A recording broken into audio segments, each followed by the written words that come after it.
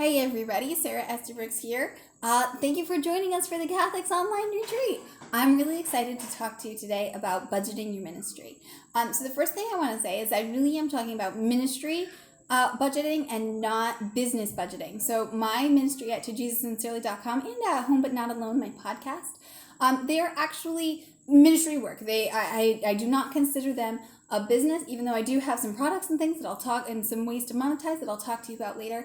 But they are not in the true sense a business in the sense that, I'm aiming to grow my business, to grow my income. We don't need a second income in our family. If we do make some money on the side through our ministry work and through providing products to my audience, it's great. But it's not like an essential part of what my ministry is. So I just wanted to put that out there up front. So if you're listening to some of what I'm saying and you think it's not going to work for your business, it's okay. Don't be surprised by that. Your business might have different needs than mine, and you might need a different budget plan. But you might still be able to benefit from some of the tips and tricks that I'm going to share about doing things for low cost or for free. In your business and in your ministry. So I do want to talk about what my financial goals with my ministry are, because my ministry goal in itself is to encourage people to grow in their spiritual life, in their faith, Catholics in particular, to grow in their spiritual life, in a large part by sharing my own experiences and sharing my own faith journey. But as far as my financial goals, really my financial goals with my ministry are to keep the costs low, because any money that goes into our ministry is coming from our family pockets. And raising a family, the money needs to go to our family's needs first. So I do want to keep the costs low. However, any money that we do discern to put into my ministry work, we look at it sort of as like a donation. So that if my ministry, at first we were putting some money into my ministry and not getting anything back, and that was fine. But then we did look at ways when I started offering products to my audience, I'll talk to you about those later as well, to kind of help my blog cover its own costs, and that was good too. So first of all, I want to keep my ministry costs low so that it's not draining on both my time and my energy and our wallets in order to keep doing this work of evangelization. And then after that, to hopefully potentially have my blog generate enough income to cover its own costs, just to keep this thing going, keep it running on its own would be really good. And so that's what I aim for. And then on top of that, any extra money that comes in through my ministry, I consider it to be like my family's money, maybe to benefit the kids, to buy them a special treat or Christmas gifts or something, just so that it kind of gives back to my family from what it takes from them in time and energy. So there is a give and take. So those, just laying it out, being transparent, those are my financial goals, and those are the attitudes with which I go into treating the money that I both put into and make from my ministry work.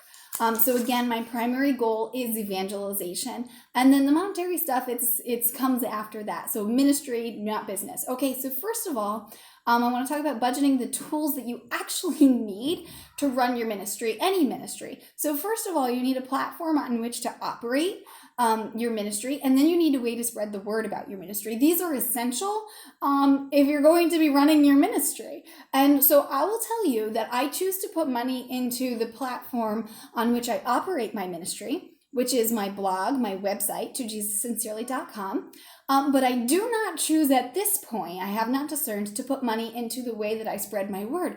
Spread the word about my ministry, which is, for example, advertising and email lists and things like that. All right, so I'm going to tell you the breakdown of what I do and why.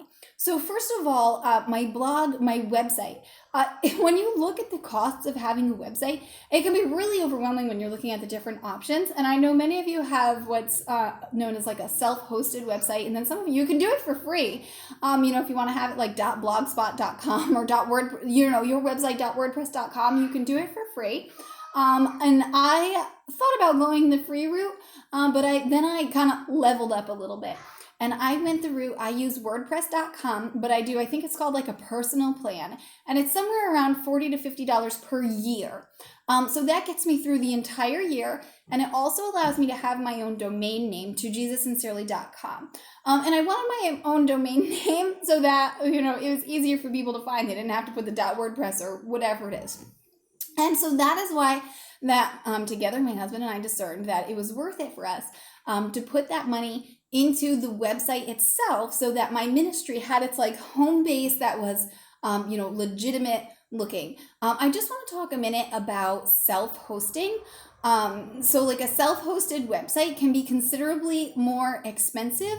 And I did discern around last year, I was thinking about switching over to self-hosted because my website was growing and I wanted to do new and different things that I wasn't able to do on WordPress at the time. But at the time that I was discerning that and looking into how much money it would cost, at the same time, WordPress was rolling out these updates that allowed me to make my website look even better, to build my website with columns and different sections, and then to put buttons on my website. WordPress is now rolling out a way to accept payments, including recurring payments on the website, included in the personal plan that I have. So it wouldn't cost me like any extra plan or yearly fees. I'm sure they would take a cut. They always take a cut when they allow you to take money. So I am interested in looking into those things. And I'm excited that it's not going to cost any more money, but those were key factors to me in deciding not to go the more expensive self-hosted route, because WordPress was rolling out these updates that allowed my ministry to continue growing in the ways that it was growing without needing a different platform to host it on. All right, so there's my little spiel about the platform. I kind of chose a middle route, and we'll talk a little bit later about how I decided to start making my ministry so that it pays back that $40 a year. Okay, next up is your ministry needs a platform in which to operate, and it needs an audience. So these are your readers, and sure, they'll find you on your website or on your blog, but how are you going to reach new readers, whether through Google search or through most of us, we're Catholic social media influencers here, through social media. So my recommendation for social media is to pick like 2 at most of your favorite, your top platforms, and just stick with those. Otherwise, you're going to wear yourself out. So I go with Facebook and Instagram. Those are my 2, and I don't worry about anything else. Now, they are free, as you know, so that means that we play by their rules, their algorithms, when they decide to block our content. I know it's really annoying, and that is why some people also choose to have a platform to reach their audience that you have a little bit more control over. Mailing lists. So I have my mailing list through MailChimp. There are a lot of different options, but I chose MailChimp because MailChimp has currently the highest number of free email subscribers allowed. They allow 2,000 free subscribers. Oh, I hope these rules didn't change since the last time I looked it up. I might have been grandfathered into something. Anyways, I chose MailChimp because it had the highest number of free subscribers before you have to start paying. Though, to be honest, once you do have to start paying, MailChimp ends up being more expensive than the others. But you know what I do? Once I hit up to my 2,000 and I go over 2,000, I do a search and I delete all of my subscribers who are not opening or reading or clicking my email content, because if they're not interested in what I'm putting out, I'm not going to pay to keep them on my list. So I just delete them and I move on, and I stick to under my 2,000 subscribers. So I do currently do my email list for free. If you do have a business, then your email list is going to reach your audience who is going to want to buy your product, buy your book, buy whatever it is you're making, your rosaries, your religious jewelry, whatever it is. And so it might be worth it to you to actually pay money to host your email subscription list. But for me, when I send out my newsletter, it's like, here's this new blog post I wrote, and it's not bringing in any direct, monetary benefit for me. And so that's just something that you need to keep in mind, is that when you're deciding whether or not to pay for a new product or service or some sort of tool for your ministry, you really need to think about whether this is something that's going to help you pay itself back, essentially, because you don't want to just be dumping money into something that's not making a financial return, whether you're running a ministry or a business. If it's just going to suck the money and not give your ministry anything in return, then it's probably not the best thing. As far as social media scheduling, I currently use Creator Studio. It's put out by Facebook. I use it on the desktop, and it allows me to schedule to both Facebook and Instagram, and it's really convenient. It's been working really well for me so far, and it's free. Again, there are a lot of paid things that you could use But Creator Studio, Facebook and Instagram are both put out by Facebook, and Creator Studio is by Facebook. It's been working really well, and I would definitely recommend at least giving it a try. Okay, so those are the basics. You got your ministry running on a platform. You got your audience that you're reaching. And then once you have those basics down, you may want to go above and beyond. So I want to talk about a few extra things. So the first thing is the lead magnet. So a lead magnet is something that you provide for free to new readers or new audience members. And in exchange, they give you their email address. So you can do this through your email service provider. I know that at least MailChimp, probably a lot of them, have a way to have your main, if you have one big lead magnet, this great product that all of your audience will relate to, you can host that through your email service provider, so that they give when they sign up for your email list, then they automatically get this product. However, I do it a little bit differently. If you'll notice when you go on my blog to JesusSincerely.com, you will see that a lot of my most popular blog posts at the very end, they have printable about that blog post. So take, for example, my 5-minute sacrifice for Lent. At the very end of that blog post, after you go through and it describes the whole thing to you, it says, and by the way, print out this free sheet that you can hang up on your fridge. And then they give me their email address. It says it right on there. You're subscribing to emails. They get their free printable, and ta-da, they're on my mailing list. So I do this with the top posts, the most frequently visited posts on my blog, so that I have these lead magnets kind of scattered throughout my blog, and any new readers who come to my top posts and really like what they see there, they want to take something away, which is the 1-page printable or 2-page printable, and they get it for free, and then they're on my email list and they get more of what I have to offer. So I definitely would recommend doing lead magnets. And if you don't do it through your email service provider, or you want to do multiple lead magnets like I do, look into PayHip. So PayHip hosts your free downloads for free. So you don't have to pay for it. But PayHip also will host your paid for downloads. So if you have printables you want to ask your readers to pay for, or if you have ebooks you want to ask your readers to pay for, PayHip will host those as well. It's a little bit different from Etsy, because PayHip, you do not pay to list your items. You only pay when you sell. So Etsy, you pay a fee to list your item. I think it's like 20 cents or something. Before you even sell that item, you have to give Etsy money in order to list it. But PayHip, you only pay when you sell the item. So if you put up an item for $2 or $3, it will just sit there. You don't have to pay until you make the money, and then they take their cut. So I really like that, because I don't like putting up too much money up front. Like, I can just put up a printable and say, will anyone buy this? Who knows? But it's up there for free until somebody buys it. So I definitely recommend at least looking into PayHip, especially if all of your products are digital. And then if not, then Etsy is a good place. I have an Etsy shop because I have some digital and some physical products. So let's talk about the physical products, because sometimes you may just come up with something, a book or some sort of product that relates to your ministry, that your readers really want and you want to provide for them. So if you have a physical product, I think that if you're not building your own shop, Etsy really is a good platform for a starter, someone who does not, have a self-hosted website or a shop on your website. Etsy is a really good place. It makes it easy for you to start out your shop with your physical products. So if you go onto my Etsy shop, I have 5 products or 6 products on there. It's very manageable for me because I'm not a big shop or a big business. So when I put out my first physical product, it was a self-published booklet with some ornaments. It was my Jessie tree. And my husband and I, again, discerned to put the money in up front. So we went to a local printer, and we had like maybe 100 of my Jessie tree printed out. And I said, oh boy, I hope these will sell. If not, it was a couple $100, and we discerned that we could afford it. We would take the gamble, and we would hope that it would pay itself back. And if you do something like that, just be prudent. Really discern whether you can afford to put the money into that, and then be very wise about your pricing. So what I do about my pricing, excuse me, I'm tickling my throat. We have seasonal allergies going on here. So when I set my prices on my physical products, I try to set the prices so that if I sell out on those 100 Jessie trees, not only will it pay back what I put into it, the cost that I put into it, but it will also cover restocking the next set when I have to order again.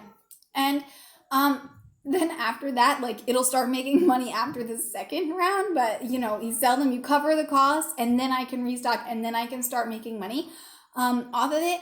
And it just was it was good because it was like, kind of try this out, see how it works. And the product really took off, and now, like, I always know that my restock is funded, so that I know, for the future, anytime I order more Jessie trees, I'm not sinking my own money into it. It's already funded by previous sales of the Jessie tree. Okay, but then, after that first round, any additional sales is going to go into, either your blogging account or your ministry account. And then that can help offset the costs of, for example, the cost of your website, whether it's, like me, $40 a year. Sometimes my printable products or my digital products, that I can put the money into that, and put the money in PayPal, and then it comes out of there. But yeah, so that's just if you're doing physical products, sometimes it can be a little bit of a risk to invest in it. So just take your time, really discern that, and make sure that it's something that your audience will really be on board with and there's a need for. So the next thing I'd love to talk about is just further ideas for monetizing. So we talked about physical products that your audience might need, but another way that you can monetize your ministry, and here's why I'm okay with monetizing my ministry, even though it's not a business. It really does take time away from me, from my spouse, from my family. When I put work into my blog, my podcast, my social media channels, when I put work into those that I'm evangelizing, it does take time away from my family. And I do feel that while not like 100% necessary that I make sure there's an income, it is nice when this work can give back to my family as well. And so some ways that I do that with my ministry are, first of all, affiliate partnerships. And I like to pick Catholic affiliate partnerships. There are some partnerships available usually through the members in Catholics Online. So if you're looking for affiliate partnerships, check here first, because there are some Catholic businesses in this group that love to have bloggers and writers for affiliates. So I would recommend, if you're looking into affiliate partnerships, maybe pick just one or two that are a really good fit for your ministry, and that you can put a lot of effort into getting to know that business and falling in love with that business and giving it a sincere and heartfelt plug to your audience, because you don't want your audience, you don't want to be using your audience for money. But if you have a really good fit, so for example, I'm an affiliate for Pink Salt Riot, and the creator of Pink Salt Riot is in our group, Catholics Online. And I love Pink Salt Riot. It's a Catholic jewelry company. My audience loves it. And it's just a win-win all around. They buy through my links, and then I can get a little bit of income that way as well. And so that's good, because it just kind of helps to give back for the time that my ministry takes from my family. And then another way is by reviews, product reviews. And so product reviews, when you receive a product and you're supposed to review it, it actually legally counts as like monetary income. So the value of whatever it is that you're reviewing, whether it's a book for $12, that counts as income for your ministry, like legally, like tax purposes, etc. So keep that in mind, because anytime that I get a product I sign on to do a review for a product, right? So for example, let's say it's a $12 book. Well, that's I consider it to be $12 received and then spent on the book, and then I put my work into it, to make up for that. But if it's not worth it, then I'm still claiming that as income and putting the work in to review it. But it could, as far as time and energy, turn out to be just not a good fit and turn out to be a loss for my ministry and the work that I put into it, rather than a gain.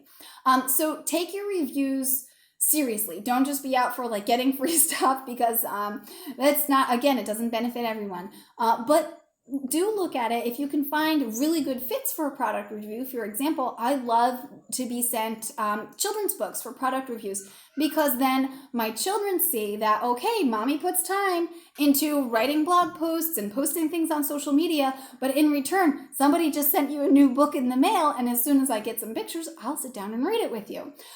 So it's really good because, again, it's a way that my ministry returns and helps my family, but it's also a way that I can continue to recommend these great Catholic businesses and products to my audience. So make sure that your affiliate and review opportunities are a really good fit for your ministry. They fit in with your goals and your mission, as well as benefiting your family. And then you can, give back to your family in that way.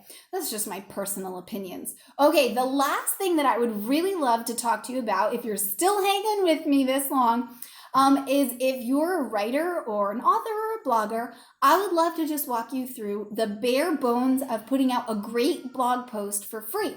A lot of times we see these courses we have to pay for, learning how to write a blog post, learning how to do the SEO, this and that.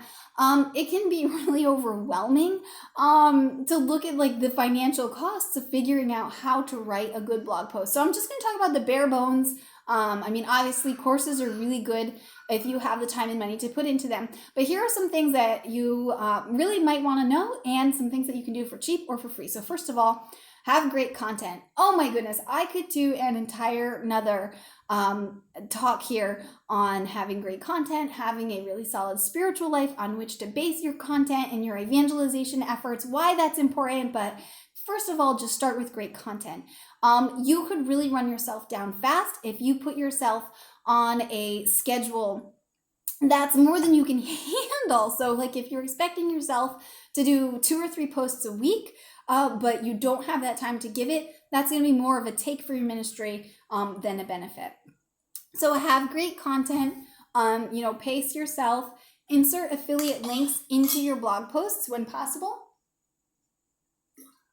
or your own product links, and that will help your blog posts, even without you putting extra effort into it, to make some income that way by people clicking through your affiliate links and through your product links.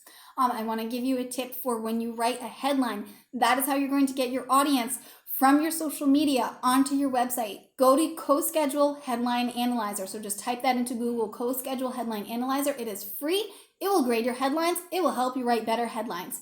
I love to spend time on CoSchedule Headline Analyzer trying to make my headline as good as possible. If you get 70 or above, that is a great headline. Go with it. If you can't get your headline up to 70, keep working on it before you publish, because you don't want to put all that effort into writing a great blog post and you can't get people to click on it. So CoSchedule Headline Analyzer, it's free. I think you have to put your email address in, but after that it's free. To create a header image or other graphics for your ministry, your social media pages, your website, you can get free photos on Pixabay. I use Pixabay. I know there's a few others. Pixabay is my favorite, as well as Cathopic, Cathopic. So search Cathopic, that has Catholic pictures. It's really grown a lot recently. If you tried it when it just came out, there are more pictures now, so try it again. So search Pixabay and Cathopic for your graphics. You can use Canva. A lot of the features on Canva are free. So you can use that to create graphics for your website and for your social media.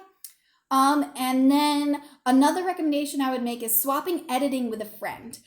So I used to do this a lot, especially when I first started out writing online, is I had a friend who also wrote a blog, and we would swap editing. So we would read and proofread and edit each other's posts before they went live, because copy editing and grammar editing, it can be very expensive. So if you have a friend or someone who's willing to partner up with you and you can swap and read and edit each other's posts, that can go a long way into saving your writing from, people who are super critical. Last thing I want to mention, and I think my timer's going to run, it's going to shut off on me, is have a call to action at the end of your post. So you've written this really great content, and you're giving it to people for free. It's okay to tell them what you want them to do. So after they're done reading your beautiful writing that you've put out there onto the internet for free, tell them what you want them to do.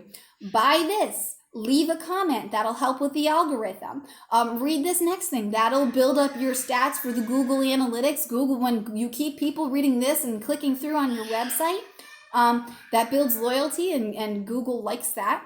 Download this. Get them on your email list by downloading your lead magnet. So whatever it is that you want them to do, you just gave them the content for free. Feel free to ask them for something in return, and obviously you're not forcing them to do something, but you're asking, and you can make a return off of your ministry work that way. Okay, so I hope this budgeting your ministry was helpful to you. If you have any questions, go ahead and leave some questions.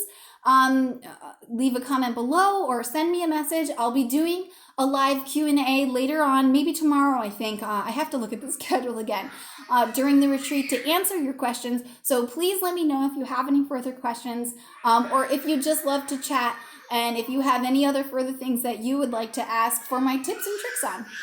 All right, God bless you social media influencers. My children are screaming. So I will see you all soon.